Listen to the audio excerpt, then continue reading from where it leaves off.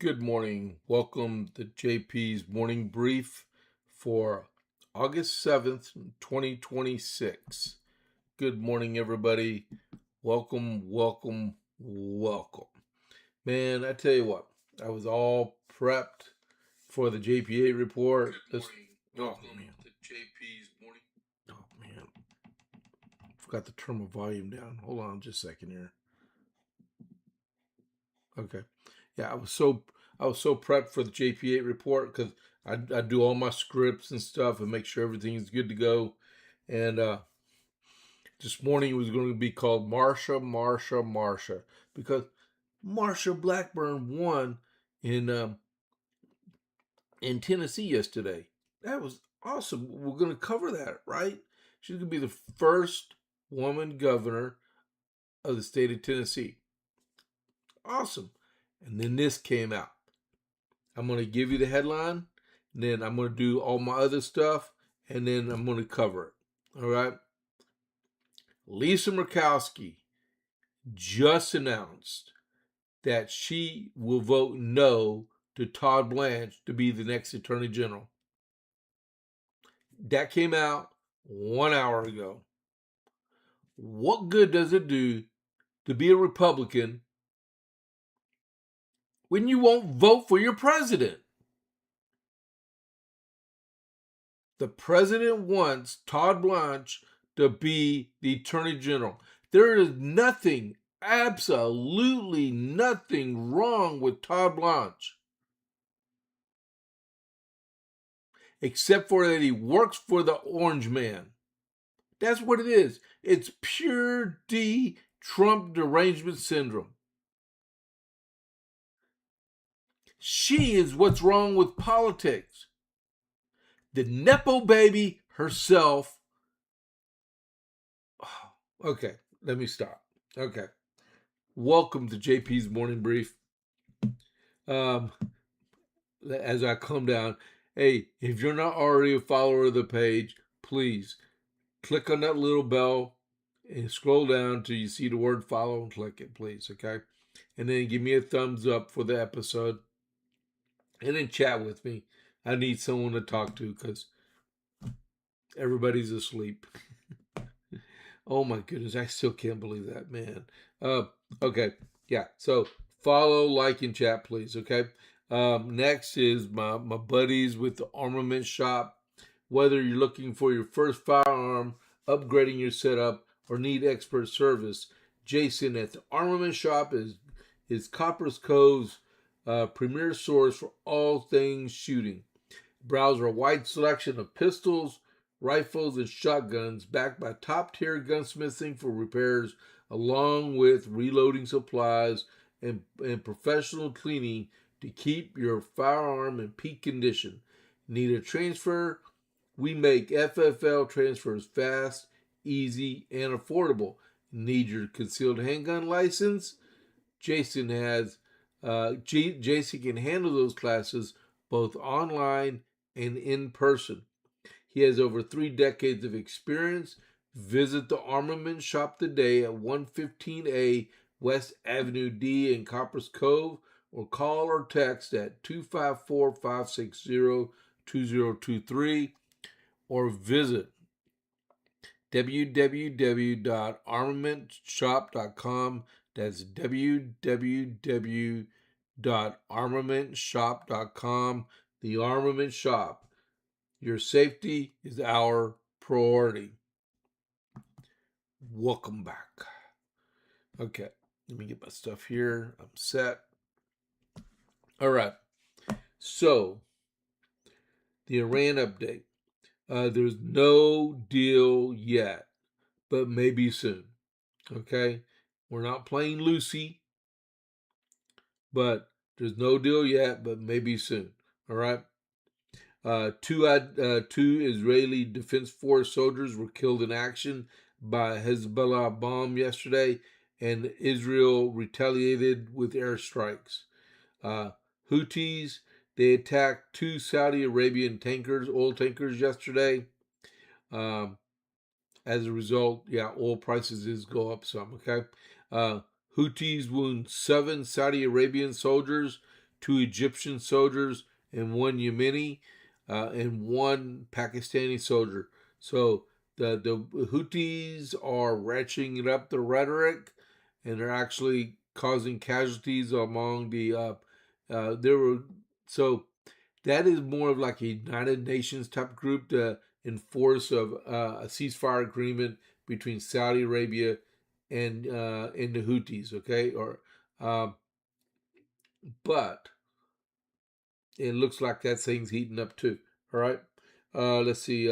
Israel and the United States completed an Arrow missile test yesterday, and the ROGC commander General Vahey says Iran will continue to pursue nuclear weapons as long as the United States and Israel possess them. All right, that is your Iran update so far. The Dow Jones yesterday lost 464.02 points. It was at 53,885.10. But like I said at the beginning of the week, if you're like, oh my goodness, the stock market's crashing. Well, when President Trump got inaugurated in 2016, the Dow Jones was like 15,898. So it was gone up a long ways in 12 years, all right? 10 years. West Texas Intermediate right now is at $77.53 a barrel. And Brent crude oil is sitting at $82.77 a barrel. Announcements. The current announcements are on Tuesday, we have the Coppers Cove Conservative Club. We are meeting at Giovanni's at 6 p.m. on Tuesday. That's in Coppers Cove. And our special guest speaker is going to be Sheriff Scott Williams. He's going to be talking about the fight against drugs in Coryell County. Next announcement is Coryell County Republican Women on the 22nd of August is going to have their Boots and Bling, their 3rd annual Boots and Bling. It's going to be at the Texas Station Event Center in Gatesville. It's going to be a fajita dinner supplied by El Tapatio. Tickets are $50 a piece. I already bought mine and my wife's. Our guest speaker is going to be Steve Munisteri. He's a senior advisor to Governor Abbott. The 27th of August is Pints and Politics in Gatesville. We just had Pints and Politics last night in Belton. This one is going to be in Gatesville on the 27th of August at 6 p.m. at Rancher Steakhouse in Gatesville. Next is Coryell County Republican Party on the 29th of August. We're going to have Patriot Range Day at the Holly Gun Range. We're also going to have a quick CEC meeting right before everything starts. The admission is $20 per fire. You bring your weapons, bring your ammo. We will have the armament shop there. Is going to be supplying ammo also. And then Curmudgeon's Honeymead is sponsoring our event. And after you are done firing, you can go over and partake in some of their alcoholic stuff that they got. We're going to be using, I think, a banding thing. So we clip your wristband that shows that you're done firing. All right. Last announcement is our annual fish fry for the Coryell County Republican Party. It's going to be on the 26th of September at the Texas Station Event Center with Senator Pete Flores and RPT Chair Dorinda Randall. They'll both be speaking at 6 p.m. Buy your tickets. Those ones are only $35 a piece. If you want to buy tickets, you can reverse back on the broadcast to the little QR codes for them, or you can go to the description of the podcast. You'll see you might have to hit show more, but you'll see a link for CCRW Boots and Bling. There's a link there, and then right below it is CCRP for Fish Fry. You can click that link. That one is a big one. It goes to Anadot where you can buy your tickets. All right. Hopefully y'all help come out and hang out with us. Remember, Republicans hang together. All right. Either you hang together or hang separately. One of the two. That's what Benjamin Franklin said during the American Revolution. Get engaged and stay engaged. That's what I'm getting at. All right. So now for the rest of the morning brief. So what I was talking about a while ago, Senator Murkowski, you know, she is the lady that got ranked choice voting statewide in the state of Alaska to ensure that she could get reelected back into the Senate. Needless to say, they're trying to rescind it, and she will not, I say again, she will not be a U.S. Senator in 2 years when she has to run for reelection. She'd better just retire. She looks old enough anyway. All right, hold on just a second here.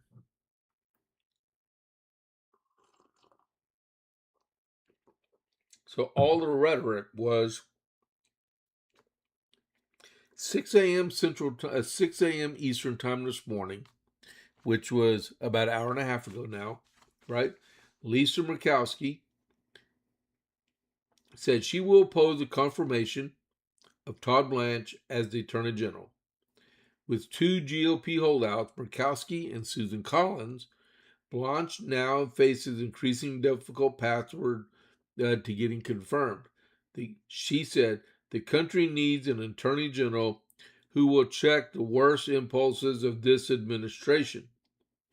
I hope Mr. Blanche is able to achieve that if confirmed, but I simply do not have the confidence that this will be the case.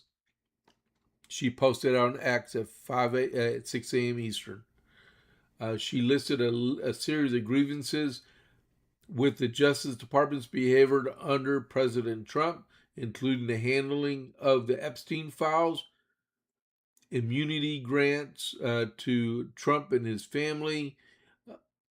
So what happened to Joe Biden and him issuing pardons to his son and Anthony Fauci? Man,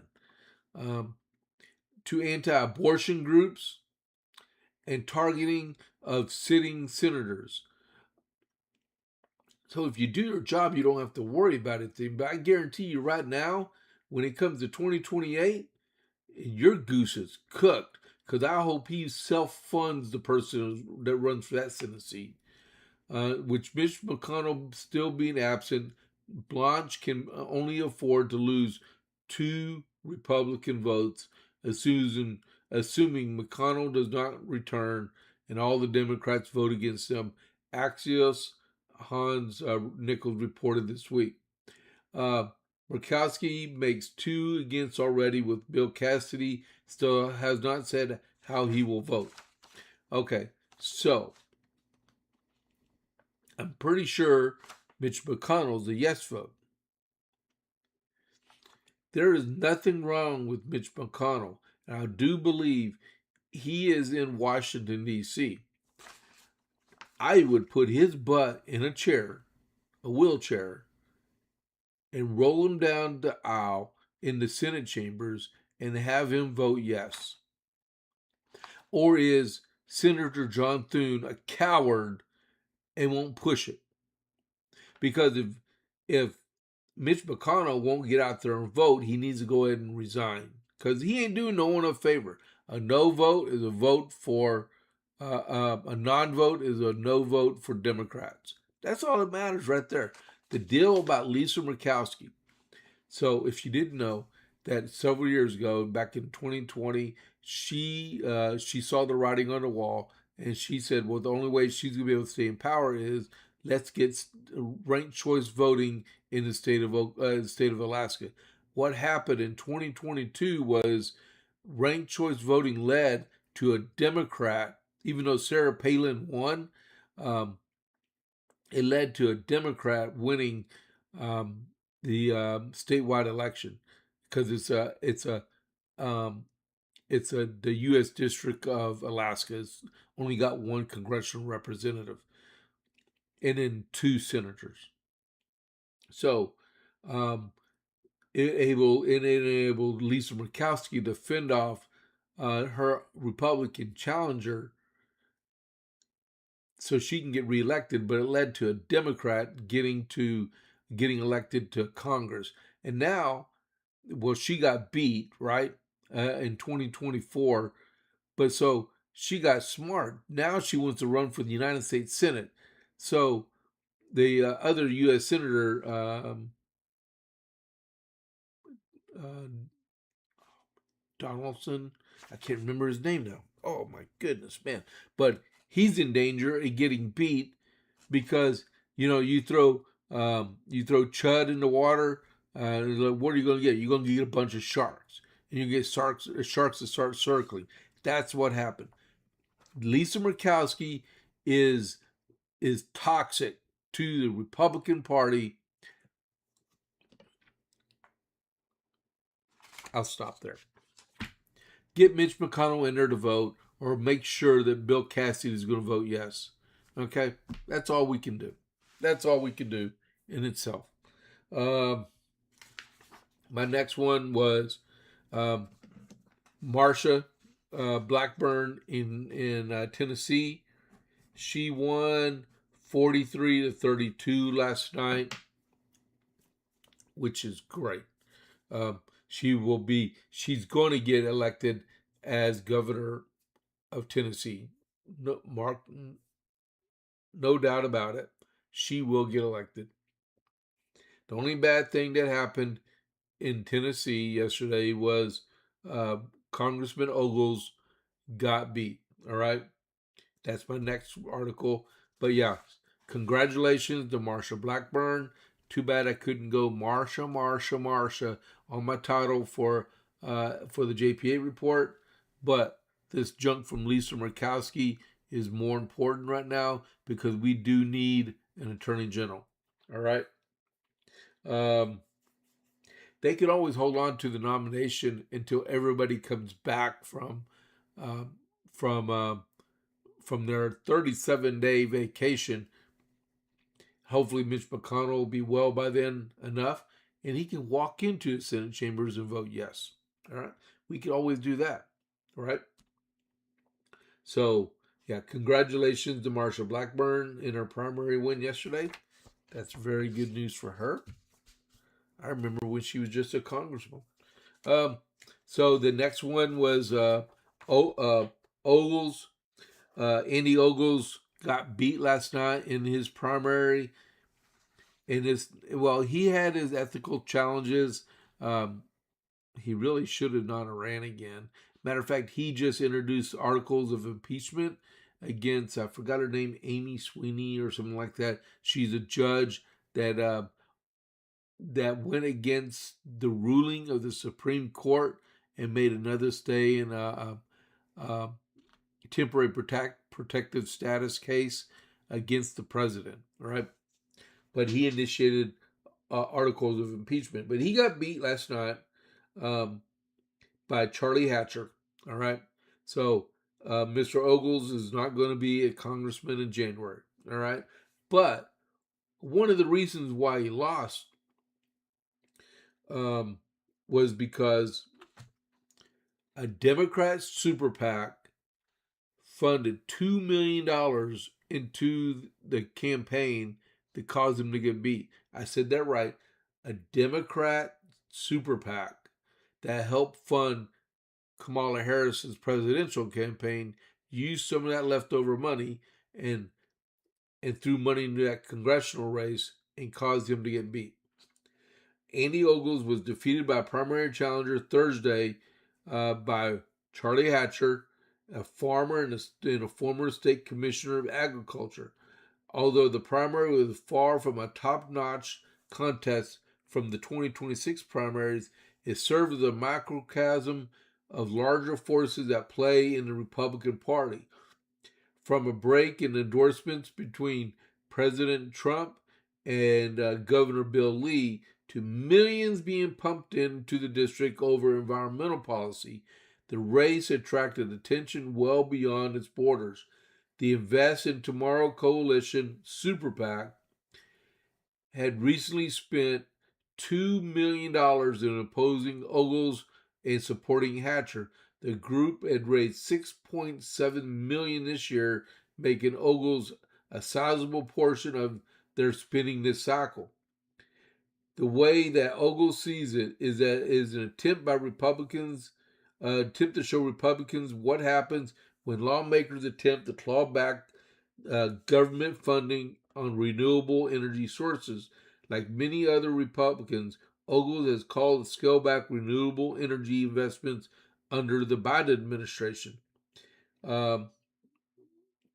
So, a Fox News filings review of FEC filings discovered in the Republican primary tells you how much money they're making off of government subsidies. They're upset that the government welfare is taken away from them, Ogles told Fox News. So Fox News also did a FEC filings discovered that the Super PAC is bankrolled by Chris Larson. Let me circle that. The California-based billionaire man of Ripple, a financier technology company that, according to a website, offers crypto solutions for businesses. Larson is also a frequent Democrat donor and contributed $5.4 million to Kamala Harris's failed campaign in 2024. So if you're thinking Republicans only fight against Republicans and only Republican money fights against Republicans in the primaries, you're wrong. His super PAC invested $2 million against Mr. Ogles, and now he won't be in Congress anymore. All right. Wow. All right. And to let y'all know quickly also that Fauci got recommended for contempt of Congress yesterday. The final vote was 8-7. After the vote was supposed to be at 7:30 in the morning Central, and they still didn't have the vote until 8:13 a.m. Central. There was like 95% of all the talking was the Democrats trying to table the resolution. And they lost. Okay. And then we have, what time we got here? 6:53. Oh, yeah. I will not be doing a raid this morning to Vince because Vince is not on the air this morning. All right.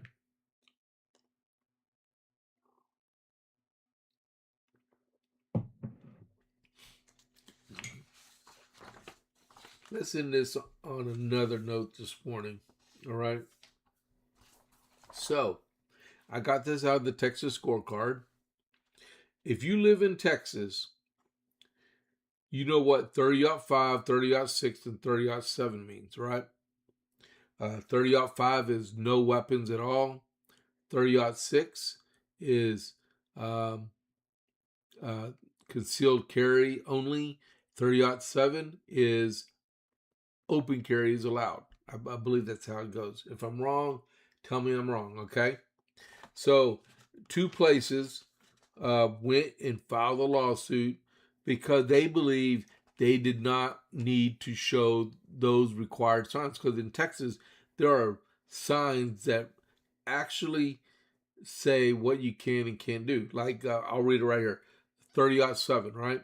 Is at 30.07 for those non-gun people out there.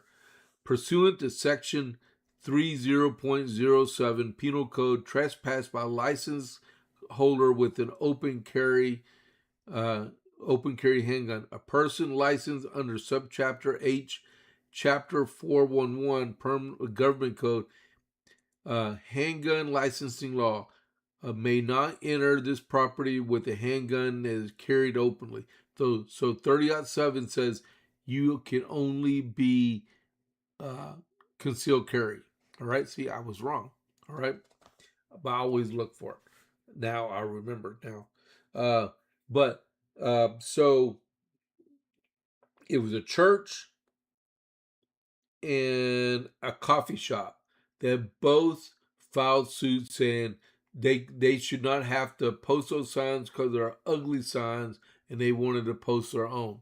And the state of Texas says, "Oh no, you will use our signs because we don't want people getting confused on the signs." And I've seen people post their own signs too. They need to be taken down. Matter of fact, after this lawsuit, I'm sure everybody's going to get the recommended sign. But yeah, so what do we got? 655.